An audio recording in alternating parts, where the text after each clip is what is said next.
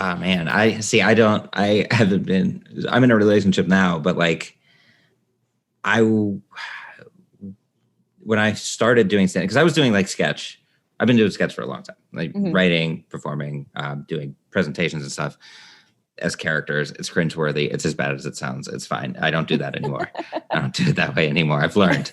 But so I was never like, when I started stand up, I was talking to this girl and then we got into a relationship. So I don't have that like kind of hindsight, like amend the joke to the new situation kind of thing. And so like part of me sometimes is like, I want to have that, I want to be able to look back and be like, this bitch. But at the same time, like, that's not who I am as a person either too. So. Well, it almost makes me feel better. Like, honestly, I like keeping the joke as he's better than me because for some reason it's more cathartic for me to be self-deprecating with it than it is to be like upset, like make fun of the ex. Unless my ex did something, like if I have an ex that did something exceptionally like wild, I would definitely talk about it. But I don't have tons of breakup material. Like I have dating stuff and I have stuff about being single, like classic disease. But I don't have a ton of breakup stuff. No, I don't. Yeah, it's interesting that you say that it's more like self-deprecating more than ripping on him, because I feel like that kind of gives you the leg up on it. That almost makes like, oh, I've moved on and I'm not, because it almost makes you sound bitter. It's like, yeah, my ex from 8 years ago, that son of a bitch. Like, yeah, absolutely. But if I'm self-deprecating about it, it's also like I have the confidence to see what I did wrong here and blah, right. Blah, blah, blah. Yeah. Right. Okay. Let's see. My cat spilled water on my notebook today. So like all the questions that I wrote down are all blurred. So many cat problems. Dude, it's fine. I love them, but she just got up on my desk and like I drank water out of like these jars that I got from like a juice place. And I just keep them and drink out of them. And she can't like get her head in there to drink the water. So she was like smashing her face into the top and couldn't figure it out. So then she looked at me and almost out of spite, she put her paw in and just like pulled. Yep. And I was like, all my electronics are good, but I'm like, what does this say? Switching but your religions? Stationery is soiled. Right? I have all these notes that are bleeding, and I guess it makes it artsy. But, yeah, it's cool. Yeah. You're like a tortured artist. If I had bangs, I would totally like get email with them. My landlord was like, you need to get cats, otherwise you'll have a mouse infestation. We moved in, there were like mouse traps everywhere. Seriously? So my landlord was like, we're not going to charge you. Like, get a cat. You live in an 18th century ship. Yeah. we keep our meat in like lockers and Davy Jones locker. Eat barley out of barrels. Just straight barley. God, I miss those days. Yeah. Anyways, all right. Yeah. Scurvy. It's been too long since I've had it. Okay.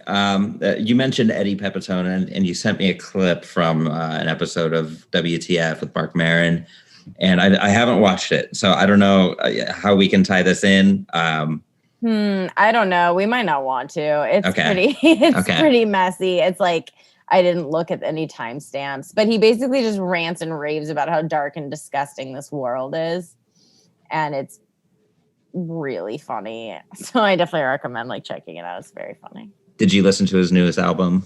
Yes, it's great. He's so funny. Like that's not normally the style of comic that I'm into, but I mean, you can have any style if you're just like raw and truthful and making a lot of good points. I like comics who break down the societal construct. Yes. And he does that in such a aggressive yet disarming way. Yeah, absolutely. No, he's brilliant. I love Eddie Pepitone so much. If you could describe, like, if you could compare your style between, or like your influences when it comes to comedy. Now, to me, mine have changed as my experience and my, I've gotten older and my career has progressed. So right now in this moment in time, who would you point to as somebody that inspires you as a comic? I don't think our comedy is anything alike, but Rory Scovel is definitely someone I 100% look up to. I think he's amazing. I try to be more and more like him as much as I can. I try to go off the cuff and riff as much as I can just because he does it. And it does make it more fun to do stand-up that way. But in my opinion, I look up to Rory Scovel very much. Did you guys find this in around that time period, like 8th grade, the most prevalent kind of humor was roast jokes? Yes. Everybody was just roasting everybody and then sending bullying. People home crying. Yes. Oh my God. It was so scary. It was such a scary time. Because That's about all I had. One roasting. Yeah. Guys, 7th grade, really bad for me. Was not that person in 7th grade. Very much the diametrical opposite of that. Mm-hmm. And you learned. Right. Mm-hmm. Yeah, it was. It's like being a baby. You do something and people laugh, and then you do it again, and then you realize that, oh, it's what I'm doing is what's making people laugh, and then you just keep doing it. Right. We all experience that at some point in our lives, some sooner rather than later. You can't laugh at that. Special thanks to Golden Ox Studio. You can find Golden Ox Studio for all your podcasting needs at goldenoxstudio.com. Hit up Jeremy. He is fantastic to work with, a professional. He makes podcasting easy. And if you've been kicking the tires on starting your own podcast, definitely give Golden Ox Studio a look.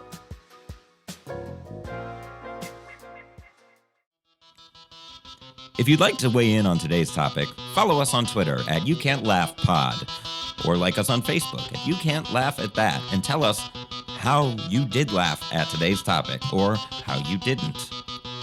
This is all about the conversation, is what I'm saying. All right. Bye.